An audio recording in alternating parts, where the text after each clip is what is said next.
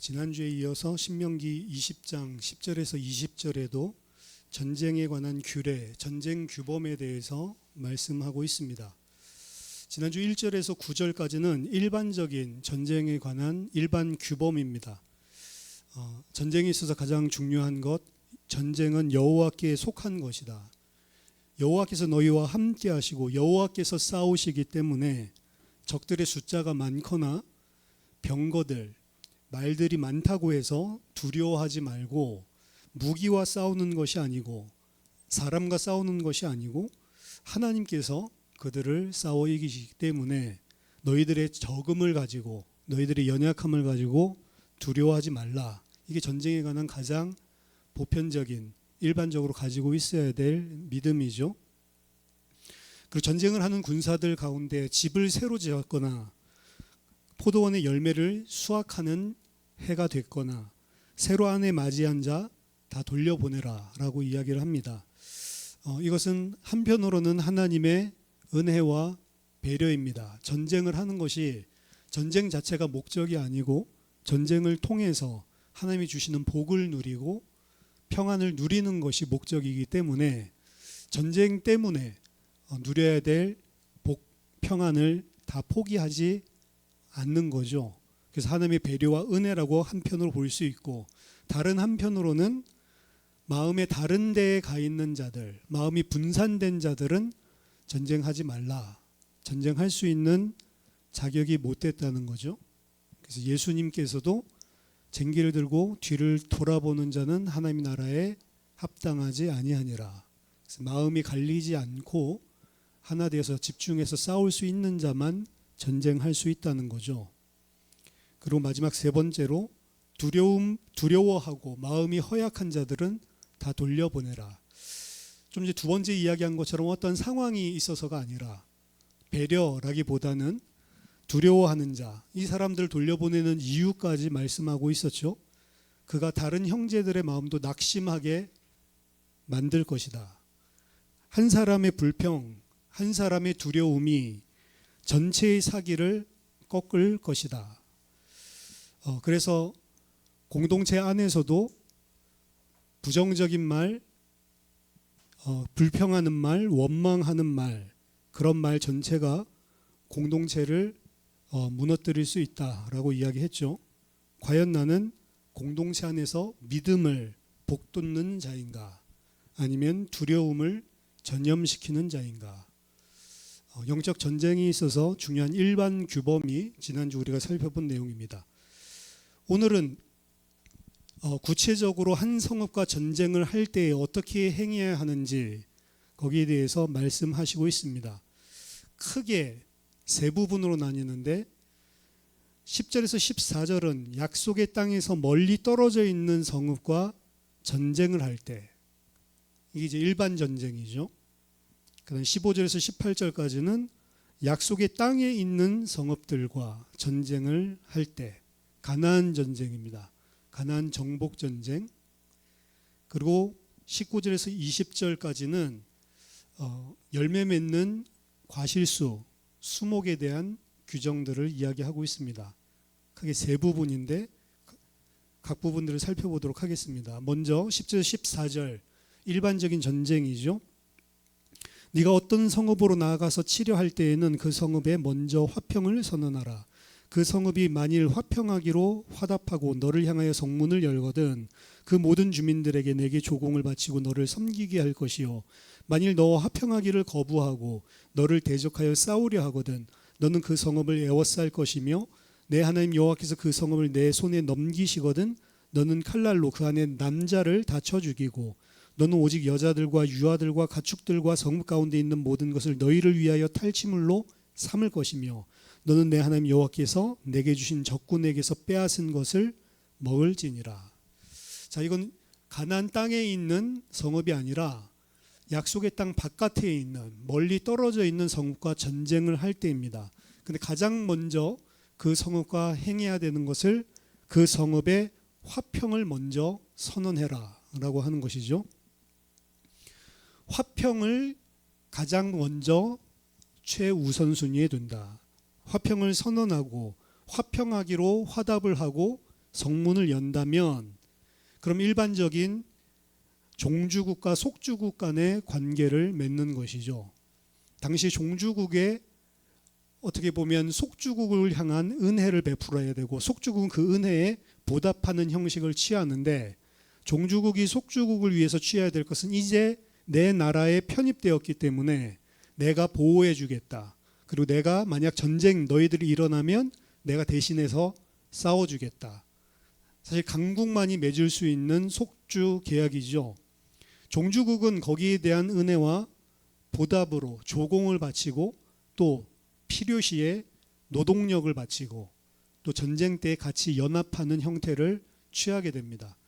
종주국과 속주국 간의 관계고 십계명 자체도 하나님과 하나님 백성 사이에 종주국과 속주국이 맺는 그런 조약 형태로 쓰여져 있다라는 것들을 우리가 살펴봤죠.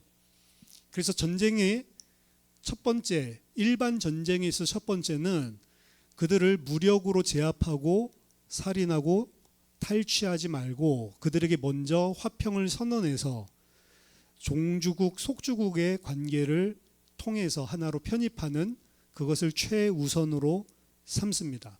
하지만 그들이 만약 대적하기로 결정하고 싸우려고 정하면 이제 전쟁이 실제로 벌어지는데 여기에서도 13절에 보니까 그 전쟁은 하나님의 손에 달려 있는 것이다. 네 하나님 여호와께서 그 성읍을 내 손에 넘기시거든. 이게 이제 조건이거든요.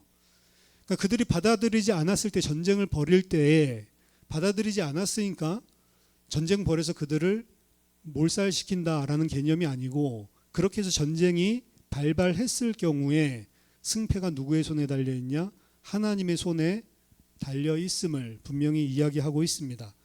그리고 하나님께 손에 넘기셨을 때 이건 일반적으로 다른 나라들도 전쟁했을 때 행하는 거거든요. 그 안에 남자를 다 쳐 죽이고 앞으로 반항할 수 있는 그런 군사력이 될 수 있는 그러한 남자들은 다 쳐서 죽이라는 거죠.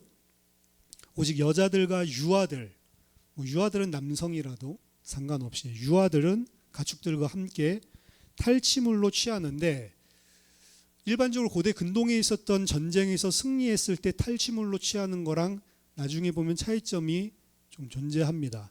왜냐하면 여기에서 여자들을 노비로 데리고 왔을 경우에 일반 경우에서는 그냥 그 노비를 물건 취급 사실은 하거든요. 근데 그 노비를 사랑하여서 관계 맺고 만약에 영원히 두고 싶으면 더 이상 포로로 노예로 대우해서는 안 됩니다. 그래서 일반 그 당시에 있었던 다른 국가와는 좀 차별점이 분명하게 존재를 하죠. 근데 이곳에서 전쟁을 벌이고 승리했기 때문에 전쟁의 전리품들 그것들은 너희들이 충분히 너희들의 몫으로 누리라라고 이야기를 합니다. 이게 일반 전쟁 선후가 분명히 존재를 하고요. 먼저는 샬롬이 우선입니다. 그 샬롬을 받아들이지 않았을 때 그때에는 하나님의 손에 맡긴 전쟁이 벌어지고 그 전쟁에서 승리하면 그 전리품을 탈취하라라고 이야기를 합니다. 두 번째, 가나안 전쟁입니다. 가나안 전쟁은 이 전쟁과 다른 성격이죠. 15절에서 18절입니다. 네가 내게서 멀리 떠난 성읍들 곧 이 민족들에게 속하지 아니한 성읍들에게 이같이 행하려니와 오직 내 하나님 여호와께서 내게 기업으로 주시는 이 민족들의 성읍에서는 호흡 있는 자를 하나도 살리지 말지니 곧 헷 족속과 아모리 족속과 가나안 족속과 브리스 족속과 휘이 족속과 여부스 족속을 네가 진멸하되 내 하나님 여호와께서 내게 명령하신 대로 하라. 17절에 6족속의 이름이 나와 있죠. 신명기 7장 1절에서는 7족속이 나와 있습니다. 헷 족속 다음에 기르가스 족속이 지금 빠져 있는데요. 70인역이랑 그리고 사마리아 오경에서는 7장 1절과 마찬가지로 기르가스 족속을 집어넣고 있습니다. 근데 히브리어 원문에서는 기르가스 족속이 빠져 있는 거죠.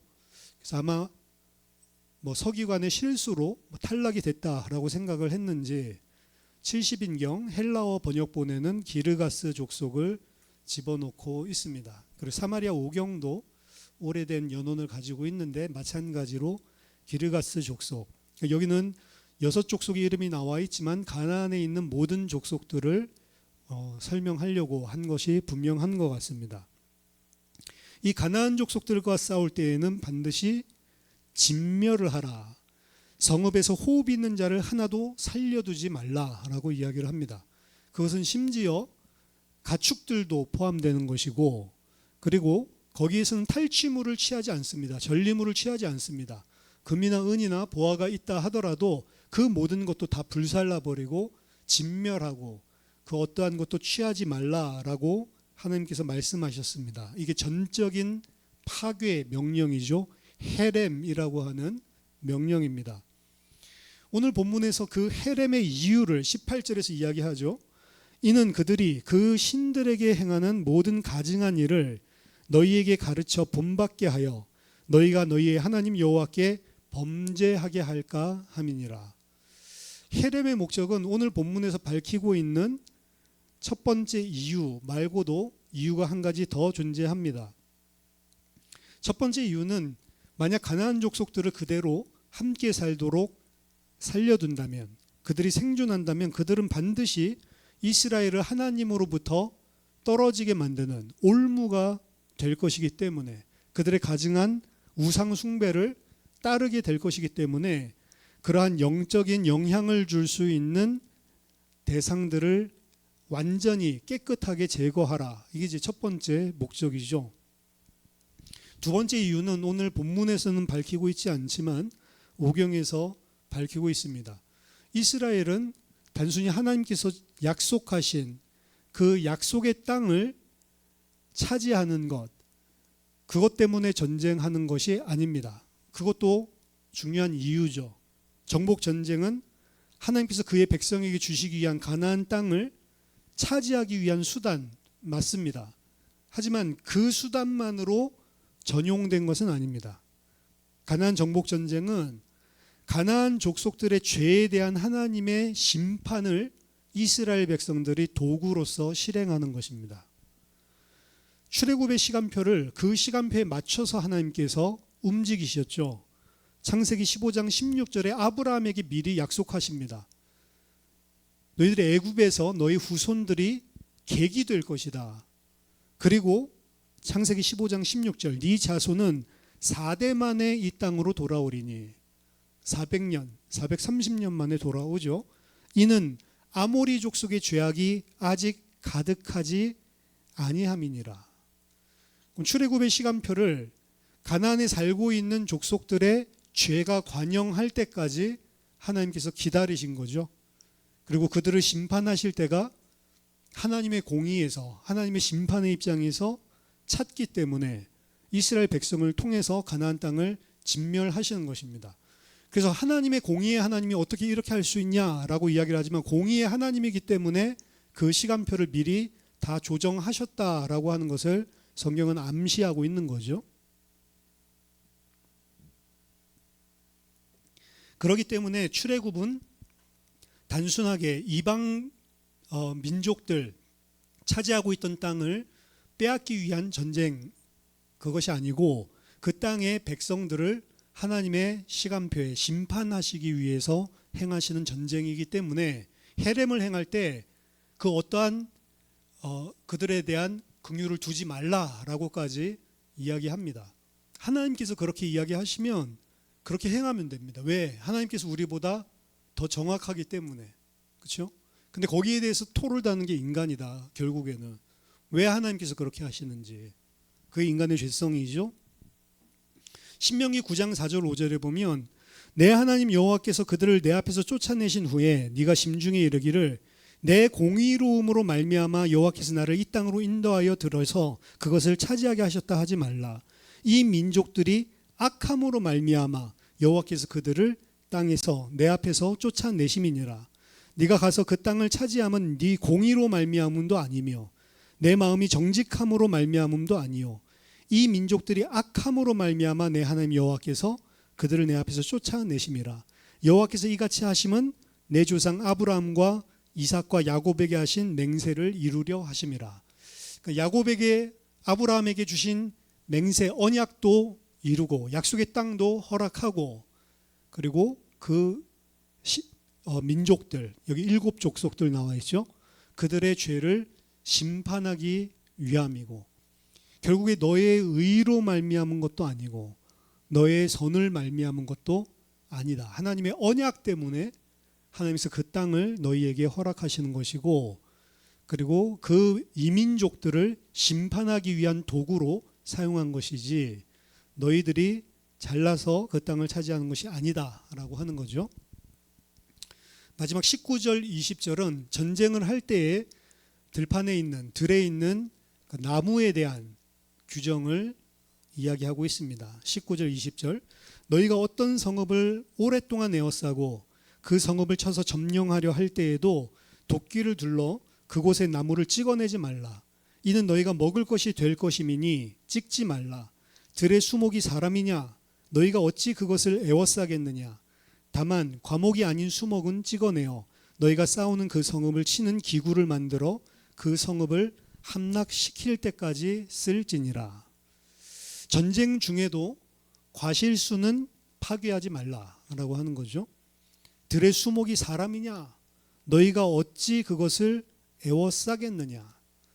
나무가 전쟁의 적이 아니라는 거죠. 그리고 그 나무는 다른 나무가 아니고 열매 맺는 나무입니다. 그 열매 맺는 나무는 인간의 생존을 위해 반드시 필요한 것이기 때문에 미래를 위해서라도 그것을 찍어내서는 안 된다라고 이야기를 합니다. 일반적으로 전쟁할 때에는 오늘날도 마찬가지인데 적군이 저항하는 데 필요한 자원을 줄이기 위해서 침략한 영토의 기반시설을 다 무너뜨려 버립니다. 그래야 진짜 그 힘이 약해지기 때문에 고대 전쟁은 오랜 기간 동안 지속될 때가 많았습니다. 그래서 성읍들은 전쟁에 대비해서 요새화를 철저하게 시키는 목적을 가지고 있었고 또 요새화해서 농성을 할 때에 어떻게 하면 물자를 외부에서 공급받을 것인가 이런 부분도 비밀 통로를 통해서 만들든 어쨌든 확보를 해서 물품 공급이 대체로 탁월한 편이었다라고 이야기를 합니다. 공격하는 군대는 성읍 주변에 성벽을 쌓거나 토성을 쌓기도 하죠. 요새를 포위해서 그 성읍에 어떻게 보면 지속적인 공격을 가하는데 그게 한 달, 두 달이 아니고 몇 년씩 갑니다. 왜냐하면 외부에서 들어오는 자원, 물품 이 보급을 완전히 차단하지 못한 경우에 오래 걸리고 그러한 보급로들을 만들기 위해서 오랫동안 공들여 왔기 때문에 쉽게 무너뜨리기가 어려운 영역이 존재를 한다는 거겠죠. 성읍의 식량, 군수품, 군인들 외부로부터 더 이상 지원받지 못하려고 봉쇄하고 최대한 그 밖에 있는 모든 물자들까지도 다 초토화시키는 게 가장 그래서 기본이었습니다. 실제로 느부갓네살이 예루살렘 성을 공격할 때 이 같은 방법을 써서 결국에 예루살렘이 3년 만에 무너지게 됩니다. 느부갓네살은 예루살렘 둘레에 기술적으로 다에크라고 하는 토성을 쌓고 3년 동안 그 성읍을 포위해서 공격했습니다. 3년째가 끝날 무렵 결국에 그 성읍이 무너진 거는 완전히 차단 못했던 것 같아요. 기근이 들어가지고 결국 성읍에서 아무것도 생산해낼 수가 없는 지경에 이른 거죠. 그래서 뚫리고 말았습니다. 포위한 군대들은 오랜 포위를 통해서 그 예루살렘 성 주변에 들판에 있었던 모든 과일나무 그리고 식량 보급로 다 파괴해서 그 한 성읍을 무너뜨릴 수 있었던 거죠. 보편적인 전쟁이 이랬습니다.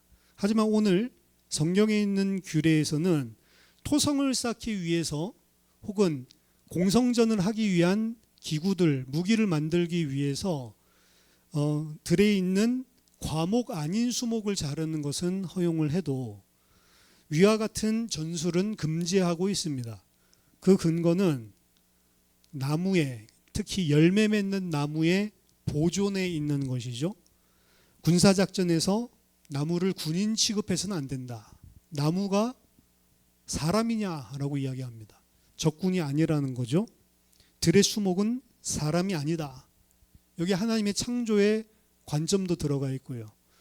하나님께서 창조하신 생명들, 인간뿐만이 아니고 모든 생명을 하나님께서 아끼시는 것, 그리고 그것이 하나님의 대리 통치권자, 관리자로서 인간이 마땅히 자연을 보고 취해야 될 행동이라고 이야기를 하는 겁니다. 그리고 또한 인도주의적 관점도 들어있는 것입니다.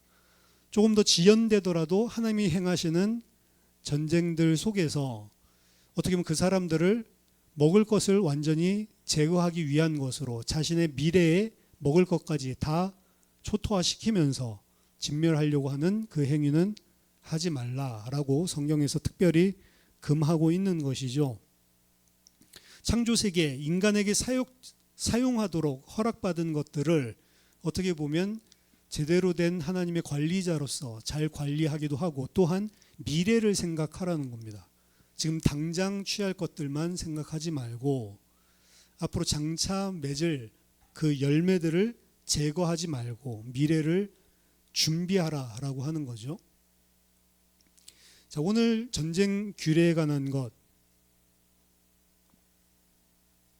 지난주에도 말씀드렸지만 오늘날에는 전쟁이 실질적인 전쟁을 하는 국가들이 많지 않은데, 지금 요즘 뉴스를 보면 좀 판도가 바뀔 수도 있습니다. 강자 중심으로 다시 2차 세계대전 이전으로 돌아가려고 하는 움직임들이 있기 때문에 약한 자들이 앞으로 또 억압을 당하고 자신들의 평화를 빼앗기고 어떻게 보면 속주국이 될 수 있는 그러한 상황들이 지금 국제 정세 속에서 일어나고 있죠.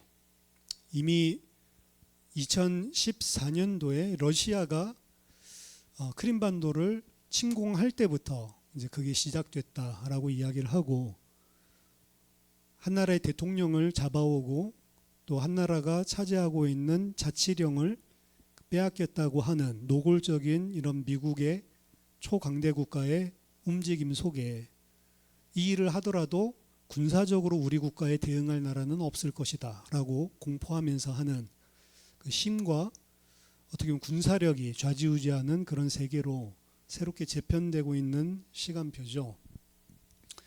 하지만 그러한 실질적인 전쟁보다는 오늘 이 전쟁 규례는 결국에 하나님의 백성들, 예수 그리스도를 믿는 성도들이 행해야 되는 영적인 전쟁에 방점을 맞추고 본문의 의미를 해석하는 것이, 적용하는 것이 더 중요합니다. 영적인 전쟁을 두 가지로 나누어서 이야기하고 있습니다. 일반적인 성, 약속의 땅에서 멀리 떨어진 성, 그리고 약속의 땅, 가나안 땅, 이렇게 이야기를 했는데, 영적으로 본다면 내 밖에 있는 싸움과 내 안에 있는 싸움으로 볼 수 있는 겁니다. 내 밖에 있는 싸움, 내 밖에 있는 싸움들, 직장에서 벌어지는 일, 교회 안의 공동체에서 벌어지는 일, 인간 관계에서 생기는 갈등, 그러한 일들이 생겼을 때 보편적으로 인간은 내 의와 내 생각, 내가 옳음을 증명하는 쪽에 모든 방점을 찍습니다. 갈등이 생기고 문제가 발생하는 것, 그것부터가 사실은 여기에서 출발된 것이기 때문에 그렇다는 거죠. 근데 오늘 본문에서는 이야기합니다. 그런 문제들이 발생시켰을 때 내 의를 증명하는 것 이전에 하나님의 화평을 먼저 제안하는 것이 우선이다. 이게 그리스도인의 성품이다 라는 거죠.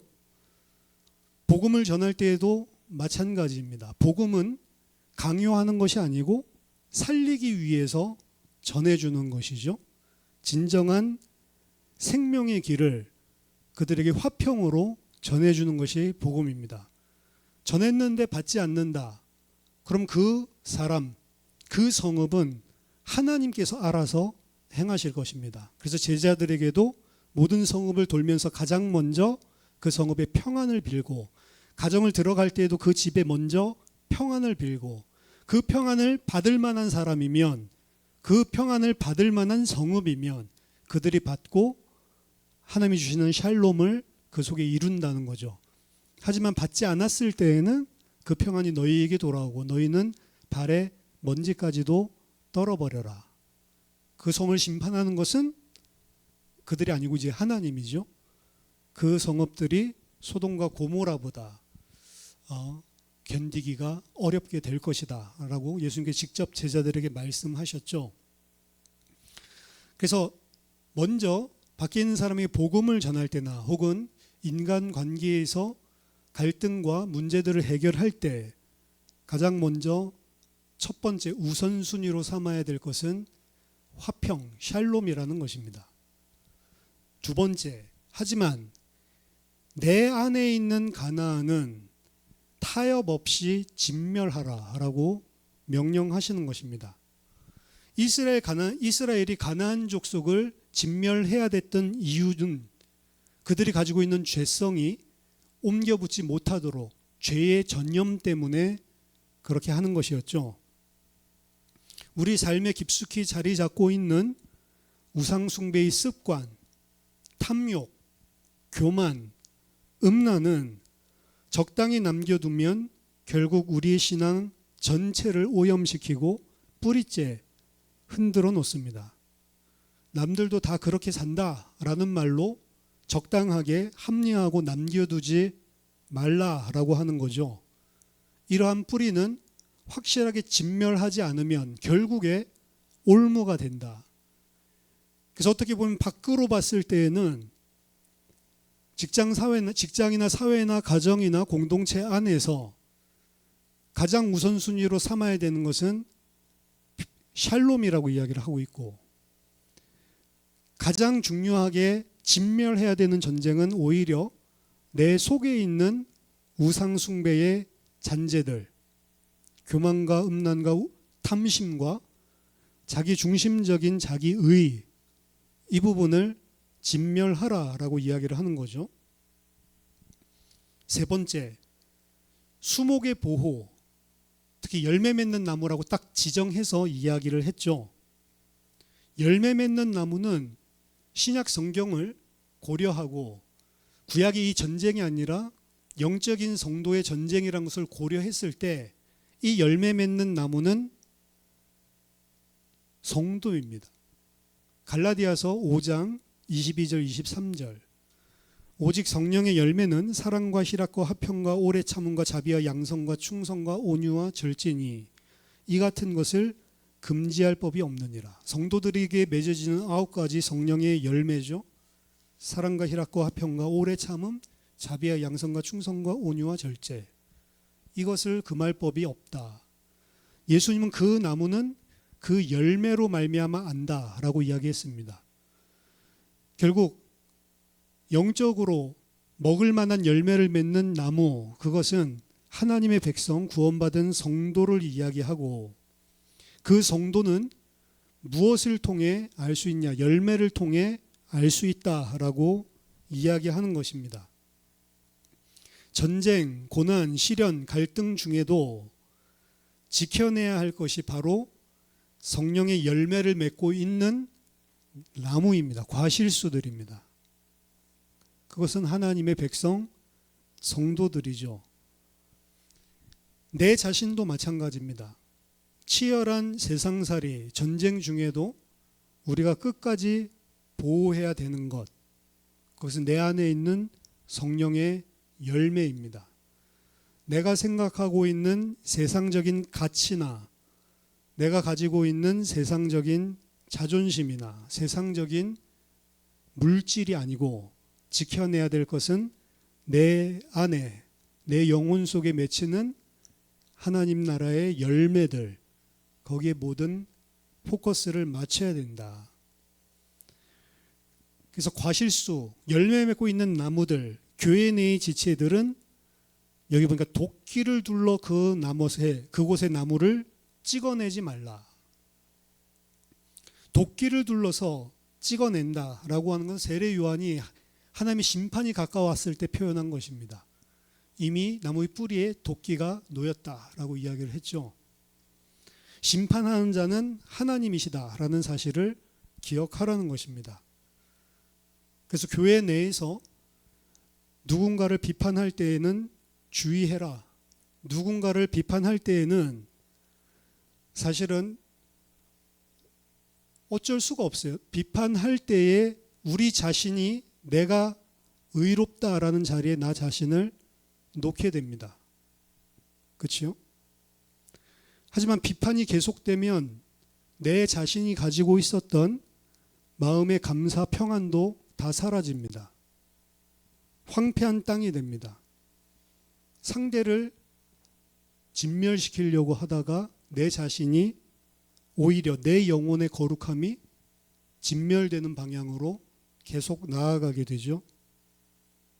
우리는 교회를 위한다는 명목으로 혹은 공의라는 이름으로 비판의 도끼, 심판의 도끼를 휘두를 때가 많이 있습니다. 한 사람 지체를 볼 때에도 내가 심판자가 돼서, 내가 공의의 집행자가 돼서 도끼를 휘두르죠. 그러나 우리가 찍어내려는 자가 미래의 열매를 맺을 형제 자매다라고 오늘 본문에서는 이야기하고 있는 것입니다. 교회의 지체들, 형제 자매는 우리가 싸워서 이겨야 될 적이 아니고 함께 하나님 나라의 열매를 맺어야 될 동료고 가족이고 동역자다라고 이야기를 합니다. 비판 자체가 나쁜 것이 아닙니다. 비판이 과연 살리는 비판을 하고 이 사람이 열매 맺게 하는 비판을 하냐. 똑같은 나무에 가하는데 열매를 맺도록 하는 전지 정지 작업이 있죠. 모양도 가꾸고 그리고 열매도 맺도록. 가지치기를 하지 않으면 절대로 열매가, 아름다운 열매가 맺지 못합니다. 그건 죽이려고 잘라내는 게 아니죠. 살리려고 잘라내는 것이죠. 하지만 여기서 도끼를 휘두른다라고 하는 것은 무조건적인 나의 의, 앞으로 맺을 열매, 생명, 이것보다는 내가 심판자가 되어 휘두르는 도끼가 되는 것입니다. 과연 이것이 살리는 것인가? 죽이는 것인가? 죽이지 말라라고 이야기를 하죠. 만약에 그것이 열매 맺는 나무가 아니면 상관이 없지만 열매 맺는 나무는 오늘 말씀에서 절대로 쳐내지 말라. 근데 열매 맺지 않는 나무, 이것 또한 마찬가지입니다. 전쟁할 때까지만 딱 단서를 오늘 본문에 달아놨죠. 우리가 진멸해야 될 가나안 적은 눈앞에 있는 형제가 아니고 내 마음속에 도사리고 있는 비판하고 나의 의를 세우는 교만, 태도가 문제입니다. 갈라디아서 5장 15절. 그래서 서로 물어뜯고 먹으면 피차에 다 멸망할까 주의하라 라고 이야기를 하죠. 나의 옳음을 증명하느라고 형제를 죽이지 말라라고 하는 것입니다. 서로 다투지 말라.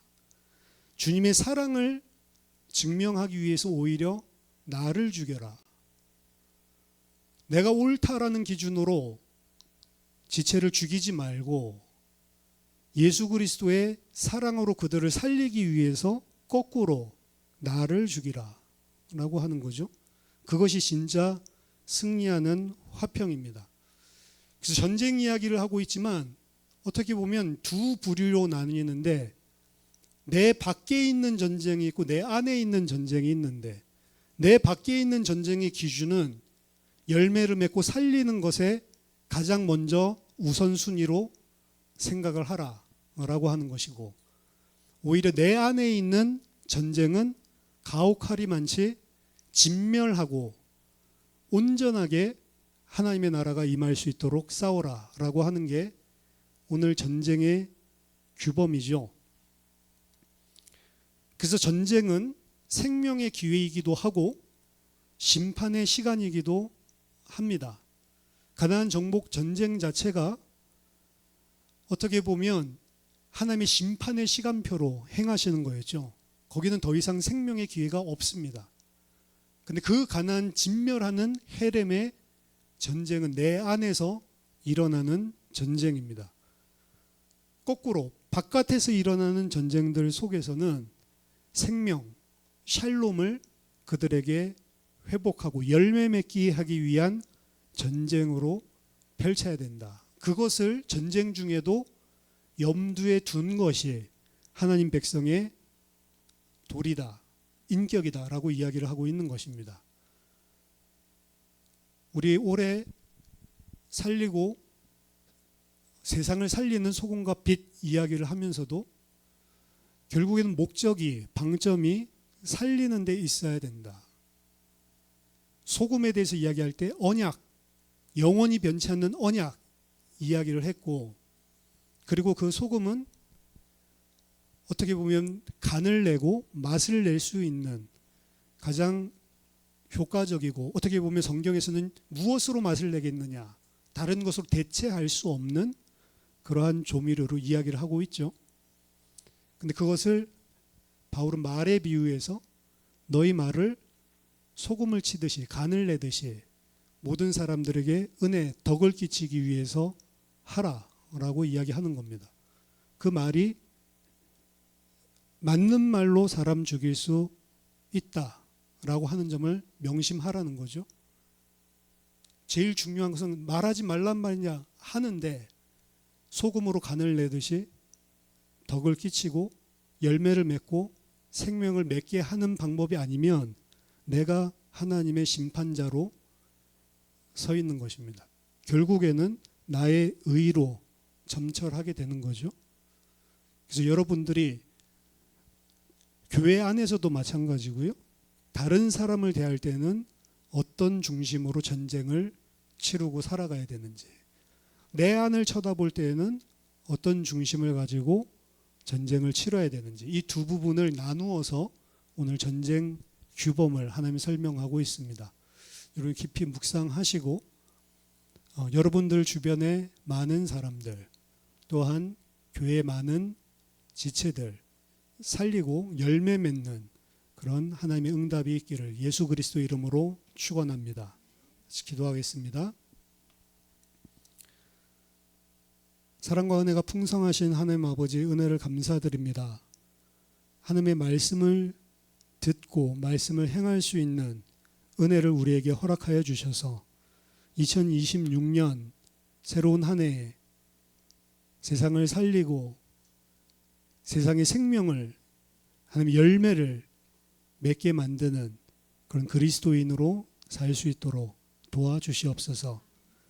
영적 전쟁임을 알게 하여 주시고 내 안에 있는 가나안 정복 전쟁의 헤렘처럼 철저한 하나님의 말씀에 복종시키는 은혜가 있게 하여 주시고, 우상 숭배와 우리를 무너뜨리는 모든 잔재한 세력들이 다 무너질 수 있도록 성령으로 역사해 주시옵소서. 밖을 향하여서는 하나님의 말씀으로 생명 살리고 열매 맺게 만드는 샬롬의 도구로 우리를 사용하여 주시옵소서. 예수 그리스도 이름으로 기도하옵나이다. 아멘.